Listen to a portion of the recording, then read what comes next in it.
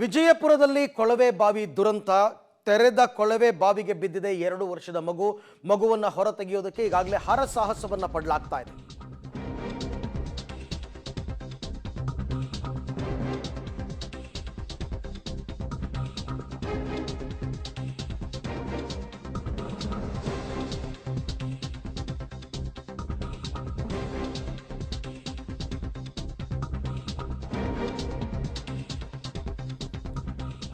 ವಿಜಯಪುರದಲ್ಲಿ ಮತ್ತೊಂದು ಕೊಳವೆ ಬಾವಿ ದುರಂತ. ತೆರೆದ ಕೊಳವೆ ಬಾವಿಗೆ 2 ವರ್ಷದ ಮಗು ಬಿದ್ದಿದೆ. ನಿನ್ನೆ ಬಿದ್ದಿರತಕ್ಕಂಥದ್ದು ಸಾಯಂಕಾಲ 20 ಅಡಿ ಆಳದಲ್ಲಿ ಸಿಕ್ಕಾಕೊಂಡಿದೆ ಪಾಪ ಕಂದಮ್ಮ. ಈಗಾಗಲೇ 14 ಗಂಟೆ ಆಗೋಯಿತು. 14 ಗಂಟೆಯಿಂದ ಅನ್ನ ನೀರಿಲ್ಲದೆ ಮಗು ನರಳಾಡ್ತಾ ಇದೆ. ಅದು ಕೂಡ ತಲೆ ಕೆಳಗಾಗಿ ಬಿದ್ದಿದೆ. ಮಗು ತಲೆ ಕೆಳಗಾಗಿ ಸಿಕ್ಕಾಕೊಂಡಿದೆ 2 ವರ್ಷದ ಸಾತ್ವಿಕ್ ರಕ್ಷಣೆಗೆ ಈಗ ಮುಂದುವರೆದಿದೆ ಕಾರ್ಯಾಚರಣೆ. ಏನಾದರೂ ಮಾಡಿ ಶತಾಯಗತಾಯ ಆ ಮಗುವನ್ನು ಹೊರ ತೆಗಿಲೇಬೇಕು ಅಂತನ್ಬಿಟ್ಟು ಪಕ್ಕದಲ್ಲಿ JCB ಇಂದ ದೊಡ್ಡದಾಗಿ 20 ಅಡಿ ತನಕ ಆಳವನ್ನು ಕೊರೆದು ಇಡೀ ತಂಡ ಇಳಿದಿದೆ. ಪೈಪನ್ನು ಒಡೆದು ಮಗುವನ್ನು ತೆಗಿಬೇಕು. ಆದರೆ ಆ 20 ಅಡಿ ಹತ್ತಿರದಕ್ಕೆ ಹೋಗ್ತಿದ್ದ ಹಾಗೆಯೇ ಬಂಡೆ ಸಿಕ್ಕಿದೆ. ಹಾಗಾಗಿ ಈಗ ಆ ಬಂಡೆಯನ್ನು ರಿಮೂವ್ ಮಾಡಿದ್ರೆ ಮಗು ಯಾವ ಜಾಗದಲ್ಲಿ ಸಿಕ್ಕಾಕೊಂಡಿದೆ ಅಲ್ಲಿಗೆ ಪ್ಯಾರಲಲ್ ಆಗಿ ಇವರು ಹೋಗ್ತಾರೆ. ಆ ನಂತರ ಆ ಪೈಪನ್ನು ಒಡೆದು ಮಗುವನ್ನು ಹೊರ ತೆಗೆಯುವಂತಹ ಕೆಲಸ ಆಗಬೇಕು. ಬಹಳ ಸೂಕ್ಷ್ಮವಾದ ಕೆಲಸ. ಈಗಾಗಲೇ ಹೈದರಾಬಾದ್ನಿಂದ NDRF ತಂಡ ಕೂಡ ಆಗಮಿಸಿದೆ. ಹಾಗಾಗಿ ಎಲ್ಲರೂ ಕೂಡ ಪ್ರಯತ್ನ ಪಡ್ತಾ ಇದ್ದಾರೆ. ಅಲ್ಲೇ ಪಕ್ಕದಲ್ಲಿ ಕುಳಿತಿರ್ತಕ್ಕಂಥ ಆ ಮಗುವಿನ ತಾಯಿಯ ರೋದನೆ ನೋಡೋಕ್ಕಾಗ್ತಾ ಇಲ್ಲ. ಪಾಪ ನನ್ನ ಮಗುಗೆ 14 ಗಂಟೆ ಆಗೋಯ್ತು, ಅದಕ್ಕಿನ್ನೂ ಏನು ಫುಡ್ ಕೊಟ್ಟಿಲ್ಲ, ಏನು ಒಂದು ಕನಿಷ್ಠ ಒಂದು ನೀರು ಕುಡ್ಸೋಕ್ಕಾಗಿಲ್ಲ, ಮಗು ಹೇಗಿದೆಯೋ ಏನು ಅಂತ ಪಾಪ ಅವ್ರದ್ದು ಆತಂಕ. ಆದರೂ ಕೂಡ ಆಕ್ಸಿಜನ್ ಸಿಲಿಂಡರ್ ಮುಖಾಂತರ ಆಕ್ಸಿಜನ್ ಸಪ್ಲೈ ಮಾಡ್ತಾ ಇದ್ದಾರೆ. ಮಗುವಿಗೆ ಉಸಿರಾಟಕ್ಕೆ ಯಾವುದೇ ತೊಂದರೆ ಆಗಬಾರ್ದು ಅನ್ನೋ ಕಾರಣಕ್ಕೋಸ್ಕರ ವಿಜಯಪುರ ಜಿಲ್ಲೆ ಲಚ್ಚಾಣ ಅಂತಕ್ಕಂಥ ಗ್ರಾಮ, ಆ ಲಚ್ಚಾಣ ಗ್ರಾಮದಲ್ಲಿ ಇದೇ ರೀತಿ ಕೊಳವೆ ಬಾವಿಯನ್ನು ತೋಡಿದ್ದಾರೆ. ಅಂತಂದರೆ ನೀರಿಗೋಸ್ಕರ ಇದನ್ನು ಡ್ರಿಲ್ ಮಾಡಿದ್ದಾರೆ, ಹಾಗೆ ಬಿಟ್ಬಿಟ್ಟಿದ್ದಾರೆ. ಮೊನ್ನೆ ತಾನೇ ಅದನ್ನು ಕೊರೆದಿದ್ರು ಅಂತಕ್ಕಂಥ ಮಾಹಿತಿ ಕೂಡ ಗೊತ್ತಾಯಿತು. ಮೊನ್ನೆ ಕೊರೆದಿದ್ದಾರೆ, ನಿನ್ನೆ ಮಗು ಬಿದ್ದುಬಿಟ್ಟಿದೆ. ಆಟ ಆಡ್ಕೊಂಡು ಹೋಗಿ ಪಾಪ ಮಗು ಗೊತ್ತಾಗದಂಗೆ ಬಿದ್ದುಬಿಟ್ಟಿದೆ. ನೋಡಿ ಹೇಗೆಲ್ಲ ಸರ್ಕಸ್ ಮಾಡ್ತಾ ಇದ್ದಾರೆ ಅಂತ ದೃಶ್ಯದಲ್ಲಿ ತಾವು ಗಮನಿಸ್ತಾ ಇದ್ದೀರಾ. JCB ಮುಖಾಂತರ ಆ ಹಳ್ಳಕ್ಕೆ ಇಳಿಬೇಕು, ಎಷ್ಟು ತೋಡಿದ್ದಾರೆ ಅಂತಕ್ಕಂಥದ್ದು ತಾವು ಗಮನಿಸ್ತಾ ಇದ್ದೀರಾ. ಹತ್ತತ್ರ 20 ಅಡಿ ತೋಡ್ಬಿಟ್ಟಿದ್ದಾರೆ ಈಗಾಗಲೇ. ಆಲ್ರೆಡಿ 20 ಅಡಿ ತೋಡಿದ್ರೂ ಕೂಡ ಬಂಡೆ ಸಿಕ್ಕಿರೋದ್ರಿಂದ ಸ್ವಲ್ಪ ಕಾರ್ಯಾಚರಣೆಗೆ ಅಡ್ಡಿ ಆಗ್ತಾ ಇದೆ ಅಂತಕ್ಕಂಥ ಮಾಹಿತಿ ಲಭ್ಯ ಆಗ್ತಾ ಇದೆ. ಅದೊಂದು ಬಂಡೆಯನ್ನು ತೆಗೆದು ಬಿಟ್ಟರೆ ಅರ್ಧ ಗಂಟೆನಲ್ಲಿ ಮಗುವನ್ನು ಸೇಫ್ ಮಾಡಿಬಿಡ್ತಾರೆ. ಅರ್ಧ ಗಂಟೆ ಸಾಕು. ಬಟ್ ಆ ಬಂಡೆಯನ್ನು ತೆಗೆಯೋದಕ್ಕೆ ಈಗ ಇಲ್ಲಿ ತನಕ JCB ಬಳಸ್ತಾ ಇದ್ರು, ಈಗ ಕೈಯಲ್ಲೇ ಅದನ್ನು ಕೊರೆಯುವಂತಹ ಕೆಲಸ ಮಾಡ್ತಾ ಇದ್ದಾರೆ.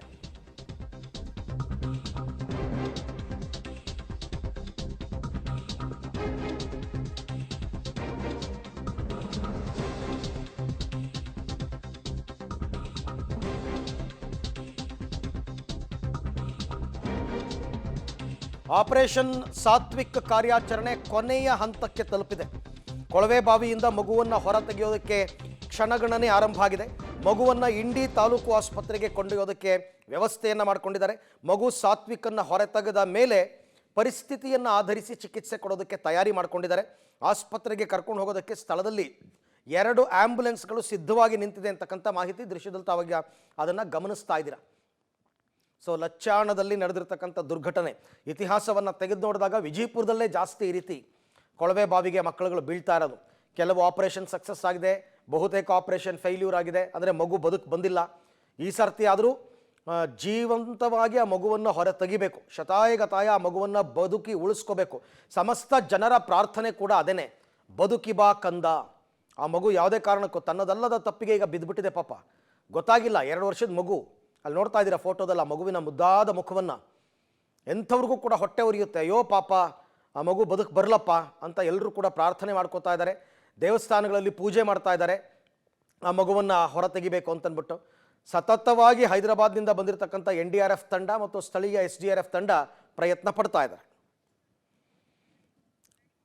ಓಕೆ, ಘಟನಾ ಸ್ಥಳದಿಂದ ನನ್ನ ಕೊಲೀಗ್ ಪುರುಷೋತ್ತಮ್ ನನ್ನ ಜೊತೆ ಇವಾಗ ನೇರ ಸಂಪರ್ಕಕ್ಕೆ ಸಿಗ್ತಾ ಇದ್ದಾರೆ. ಪುರುಷೋತ್ತಮ್, ಬೆಳಗ್ಗೆಯಿಂದಲೂ ಇನ್ನು ಅರ್ಧ ಗಂಟೆ ಅಂತಲೇ ಹೇಳ್ತಾ ಇದ್ದಾರೆ, ಬಟ್ ಇನ್ನೂ ಕೂಡ ಸಕ್ಸಸ್ ಆಗಿಲ್ಲ. ಯಾಕೆ, ಏನು ಟೆಕ್ನಿಕಲ್ ಪ್ರಾಬ್ಲಮ್ ಏನಾಗ್ತಾ ಇದೆ, ಇನ್ನೂ ಎಷ್ಟೊತ್ತು ಆಗಬಹುದು ಅಂತ? ಅರವಿಂದ್, ಪ್ರಮುಖವಾಗಿ ಏನು ಅಂತಂದರೆ ಏನು ಅರ್ಧ ಗಂಟೆ ಅಂತ ಆಗ್ತಾ ಇದೆ, ಇದೇನು ಪ್ರಮುಖವಾಗಿ ನಿಮಗೆ ನಾನು ದೃಶ್ಯಗಳಲ್ಲಿ ತೋರಿಸ್ಬಿಟ್ಟು ನೇರವಾಗಿ ಏನಂತಂದರೆ ಈ ರೀತಿ ಏನು ಅಂತಂದರೆ 20 ಅಡಿ ಒಂದು ಏನು ಅಗಿಬೇಕಾಗಿತ್ತು ಅದನ್ನೆಲ್ಲ ಸಂಪೂರ್ಣವಾಗಿ ಮಧ್ಯರಾತ್ರಿನೆಲ್ಲ ಮುಗಿಸಿದ್ದಾರೆ ಕೆಲಸವನ್ನು. ಆದರೆ ಅಡ್ಡಲಾಗಿ ಏನು ಒಂದು ಸುರಂಗ ಮಾರ್ಗ ತೆಗಿಬೇಕಾಗಿದೆ, ಆ ಅಡ್ಡಲಾಗಿ ತೆಗೆದಂಥ ಸುರಂಗ ಮಾರ್ಗಕ್ಕೆ ಏನು ಕಲ್ಲು ಬಂಡೆಗಳ ಮಧ್ಯೆ ಕೂಡ ಏನು ಅಡಚಣೆಯನ್ನು ಉಂಟು ಮಾಡ್ತಾ ಇದೆ. ಇದರ ಹಿನ್ನೆಲೆಯಲ್ಲಿ ಏನು ಅಂತಂದರೆ ಸ್ವಲ್ಪ ತಡ ಆಗ್ತದೆ. ಅದರ ಜೊತೆಗೆ ಏನು ಅಂತಂದರೆ ಒಳಗಡೆ ಏನು ಸಾತ್ವಿಕಿದ್ದಾರೆ ಯಾವುದೇ ರೀತಿ ಅಲ್ಲಿ ಕೂಡ ಧಕ್ಕೆ ಆಗಲಾರ್ದ ಹಾಗೆ ಒಂದು ಸೂಕ್ಷ್ಮವಾಗಿ ತೆಗಿಬೇಕಾದಂಥ ಒಂದು ಜವಾಬ್ದಾರಿ ಇರೋ ಕಾರಣಕ್ಕಾಗಿ ಏನು ಅಂತಂದರೆ ಈ ರೀತಿ ಒಂದು ಕಾರ್ಯಾಚರಣೆನ ಸುಲಭವಾಗಿ ಮತ್ತು ಸುರಕ್ಷಿತವಾಗಿ ನಡೆಸಲಿಕ್ಕೆ ಒಂದು ಸ್ವಲ್ಪ ಏನಂದರೆ ಅಡೆತಡೆ ಆಗ್ತದೆ ಅಂತ ಹೇಳ್ಬೋದು. ಇನ್ನು ಈ ನಿಟ್ಟಿನಲ್ಲಿ ನೋಡೋದಾದರೆ ನೀವು ನೋಡ್ತಿರ್ಬೋದು, ದೃಶ್ಯಗಳಲ್ಲಿ ತೋರಿಸ್ತಾ ಇದ್ದೀನಿ ಯಾವ ರೀತಿ ಒಳಗಡೆ ಏನು ಚಲನವಲನ ಇದೆ, ಯಾವ ರೀತಿ ಸಾತ್ವಿಕ. ಯಾಕಂದರೆ ನಿನ್ನೆ ಏನೋ ಒಂದು ಸಾಯಂಕಾಲ ಆಗಲಿ ಮತ್ತು ರಾತ್ರಿ ಆಗಲಿ ಮಧ್ಯರಾತ್ರಿ ಆಗಲಿ ಯಾವಾಗಲೂ ಕೂಡ ಏನು ಅಂತಂದರೆ ಸಾತ್ವಿಕ ಬಟ್ಟೆಗಳನ್ನ ಅಲಗಡಿಸೋದಾಗಲಿ, ಆಮೇಲೆ ಕಾಲುಗಳನ್ನು ಶೇಕ್ ಮಾಡೋದಾಗಲಿ, ಈ ರೀತಿ ಚಲನವಲನ ಕೂಡ ಎಲ್ಲ ಕೂಡ ಕಂಡು ಬಂದಿತ್ತು. ಅದೆಲ್ಲವನ್ನೂ ಕೂಡ ಏನು ಅಂತಂದರೆ ಕ್ಯಾಮ್ರಾಗಳಲ್ಲಿ ಸೆರೆ ಹಿಡಿಯಲಾಗಿತ್ತು. ಈ ನಿಟ್ಟಿನಲ್ಲಿ ಏನು ಅಂತಂದರೆ ಈಗ ಸಂಪೂರ್ಣವಾದಂಥ ಕ್ಯಾಮ್ರಾದಲ್ಲಿ ಕೂಡ ವಾಚ್ ಮಾಡಲಾಗ್ತಾ ಇದೆ. ಅದರ ಜೊತೆಗೆ ಏನು ಅಂತಂದರೆ ಆಕ್ಸಿಜನ್ ಕೂಡ ಮುಖಾಂತರವಾಗಿ ಕೊಡಲಾಗ್ತಾ ಇದೆ. ಇನ್ನು ನೀವೇನಂತಂದರೆ ಇನ್ನು ಕೆಲವೇ ಕ್ಷಣಗಳಲ್ಲಿ ಏನು ಅಂತಂದರೆ ಸಾತ್ವಿಕನ ಹೊರಗಡೆ ಸುರಕ್ಷಿತವಾಗಿ ಕರೆತರಲಿಕ್ಕೆ ಎಲ್ಲ ಸಂಪೂರ್ಣವಂಥ ಕಾರ್ಯಾಚರಣೆ ಮುಂದುವರೆದಿದೆ ಅಂತ ಹೇಳ್ಬೋದು. ಇನ್ನು ಹೊರ ಬಂದ ತಕ್ಷಣವೇ ಏನು ಅಂತಂದರೆ ಏನೋ ಒಂದು ಸಾತ್ವಿಕನ ಹೊರಗಡೆ ತರ್ತಾರೆ. ತಂದ ತಕ್ಷಣ ಏನು ಅಂತಂದರೆ ಮೊದಲನೇದಾಗಿ ಏನು ಅಂದರೆ ಒಂದು ಪ್ರಾಥಮಿಕ ಚಿಕಿತ್ಸೆ ಕೊಡಲಿಕ್ಕೆ ಇಲ್ಲಿ ವ್ಯವಸ್ಥೆ ಮಾಡಲಾಗಿದೆ. ಇನ್ನು ನೀವು ನೋಡ್ತಿರ್ಬೋದು ದೃಶ್ಯಗಳಲ್ಲಿ ಯಾವ ರೀತಿ ಜನದಟ್ಟಣೆ ಕೂಡ ಇದೆ ಅಂತೇಳಿ. ಯಾಕಂತಂದರೆ ಜನರೆಲ್ಲರೂ ಕೂಡ ಬಂದು ನಿಂತಿದ್ದಾರೆ, ಎಲ್ಲರೂ ಕೂಡ ಕಾಯ್ತಾ ಇದ್ದಾರೆ, ಕಾತುರದಿಂದ ಕಾಯ್ತಾರೆ, ಒಂದು ಪ್ರಾರ್ಥನೆ ಮಾಡ್ತಾ ಇದ್ದಾರೆ. ಎಲ್ಲರೂ ಕೂಡ ಏನು ಅಂತಂದರೆ ಎಷ್ಟೊತ್ತಿಗೂ ಕೂಡ ಎಲ್ಲರೂ ಕೂಡ ಸುರಕ್ಷಿತವಾಗಿ ಬರಬೇಕು ಸಾತ್ವಿಕ ಅಂತೇಳಿ. ಈ ನಿಟ್ಟಿನಲ್ಲಿ ಏನು ಅಂತಂದರೆ ಎಲ್ಲರೂ ಕೂಡ ಏನು ಅಂತಂದರೆ ಒಂದು ಕೆಲವೇ ಕ್ಷಣಗಣನೆಗೆ ಕಾಯ್ತಾ ಇದ್ದಾರೆ. ಎಲ್ಲರೂ ಕೂಡ ದೇವರು ಕೂಡ ಪ್ರಾರ್ಥನೆ ವಂದನೆ ಮಾಡ್ತಾ ಇದ್ದಾರೆ. ಸಾತ್ವಿಕ್ ಮತ್ತೆ ಹುಟ್ಟಿ ಬಾ, ಬದುಕಿ ಬಾ ಅಂತೇಳಿ ಎಲ್ಲರೂ ಕೂಡ ಪ್ರಾರ್ಥನೆ ಮಾಡ್ತಾ ಇದ್ದಾರೆ. ಅರವಿಂದ್, ಪುರುಷೋತ್ತಮ, ಆ ದೃಶ್ಯದಲ್ಲಿ ಮಗು ಕಾಲು ಅಲ್ಲಾಡಿಸ್ತಾ ಇರೋದನ್ನ ನಾವೇನು ನೋಡ್ತಾ ಇದ್ದೀವಿ, ಅದು ಈಗಲೂ ಕೂಡ ಮಗು ಕಾಲು ಅಲ್ಲಾಡಿಸ್ತಾ ಇದೆಯಾ? ನಿನ್ನೆ ರಾತ್ರಿ ದೃಶ್ಯಾವಳಿಗಳ ಇದು ರಾತ್ರಿ ದೃಶ್ಯಾವಳಿ. ಯಾಕಂತಂದರೆ ರಾತ್ರಿ ಏನೋ ಒಂದು ಸೆರೆ ಇಡಲಾಗಿತ್ತು, ಆವಾಗ ದೃಶ್ಯಾವಳಿಗಳು ಅದು ಕಂಡುಬರೋದು. ಈಗೂ ಕೂಡ ಏನು ಅಂತಂದರೆ ಈಗಲೂ ಕೂಡ ಕ್ಯಾಮ್ರಾನ ಏನು ಅಂತಂದರೆ ಅಲ್ಲಿ ಒಂದು ಚಲನವಲನಗಳನ್ನ ಪರಿಶೀಲನೆ ಮಾಡ್ತಾ ಇದ್ದಾರೆ. ಈಗಲೂ ಕೂಡ ಏನಂತಂದರೆ ಮಗು ಶೇಕ್ ಮಾಡಿಲ್ಲ, ಬಟ್ ಬೆರಳುಗಳನ್ನ ಮಾತ್ರ ಈಗ ಶೇಕ್ ಮಾಡಿದೆ. ಬೆಳಗ್ಗೆ ನಾವು ವೀಕ್ಷಿಸೋದಾದರೆ, ಬೆಳಗ್ಗಿನ ನೋಡೋದಾದರೆ ಬೆರಳುಗಳನ್ನ ಮಾತ್ರ ಒಂದು ಏನಂದ್ರೆ ಶೇಕ್ ಮಾಡಿದೆ ಅಂತ ಹೇಳ್ಬೋದು. ಈ ನಿಟ್ಟಲ್ಲಿ ನೋಡೋದಾದರೆ ಮಗು ಜೀವಂತವಾಗಿದೆ. ಜೊತೆಗೆ ಏನು ಅಂತಂದರೆ ಅದಕ್ಕೆ ಆಹಾರ ಕೊಡ್ಲಿಕ್ಕೆ ಆಗ್ತಾಯಿದ್ರು ಕೂಡ ಆಕ್ಸಿಜನ್ ಕೂಡ ಕೊಡ್ತಾ ಇದ್ದಾರೆ.